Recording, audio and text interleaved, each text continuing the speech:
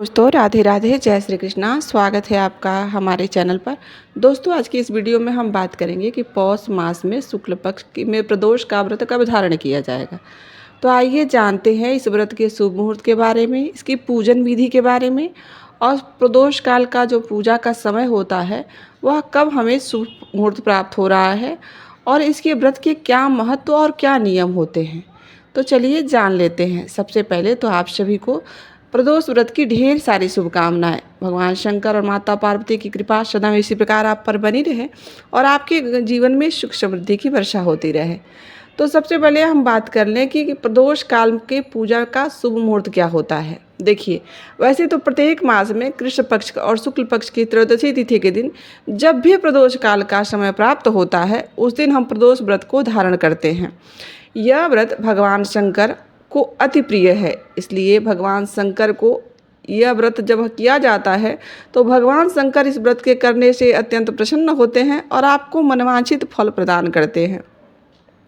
जिस दिन भी प्रदोष का व्रत पड़ता है उस दिन प्रदोष व्रत का अपना एक अलग विशेष महत्व होता है। जैसे सप्ताह में 7 दिन होते हैं, वैसे जब भी अलग अलग दिन जो प्रदोष पड़ता है उसे अलग अलग नामों से जाना जाता है और उसका अलग अलग महत्व होता है।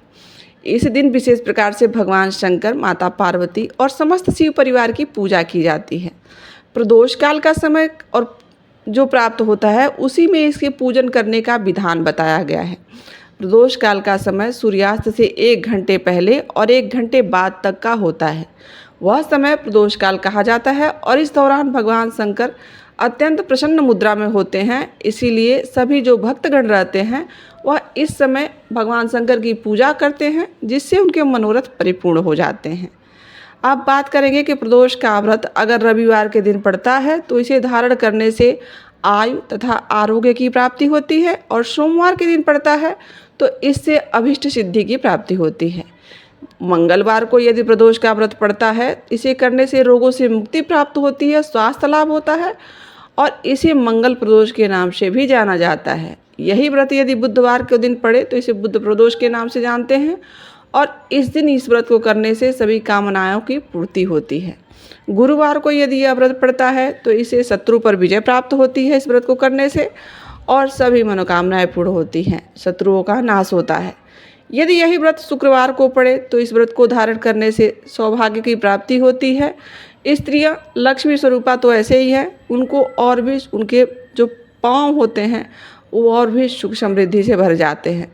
शुक्रवार को प्रदोष का व्रत धारण करने से सभी प्रकार की लक्ष्मी की प्राप्ति होती है। शनिवार को यदि यह प्रदोष पड़ता है और इस व्रत को धारण किया जाता है तो इससे संतान की प्राप्ति होती है। संतान जिसे नहीं है उसे संतान प्राप्ति में लाभ प्राप्त होता है।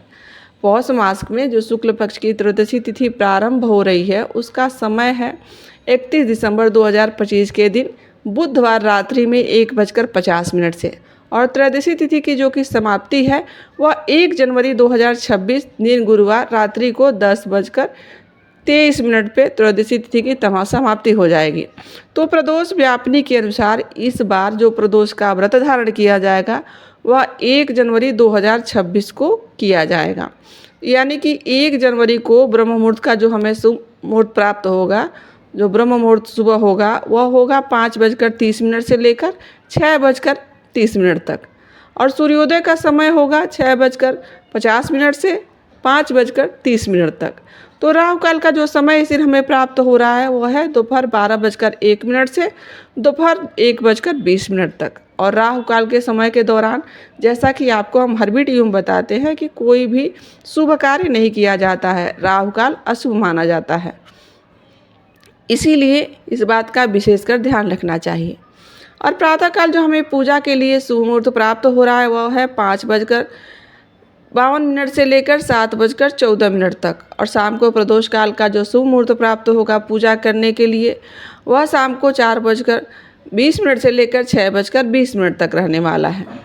तो ये जो हमें शुभ मुहूर्त प्राप्त हो रहा है इस समय में ही हमें इस दिन प्रदोष काल में पूजा करनी है और इस दिन पूरे विधि विधान के साथ भगवान शंकर, माता पार्वती तथा समस्त शिव परिवार की पूजा करनी चाहिए।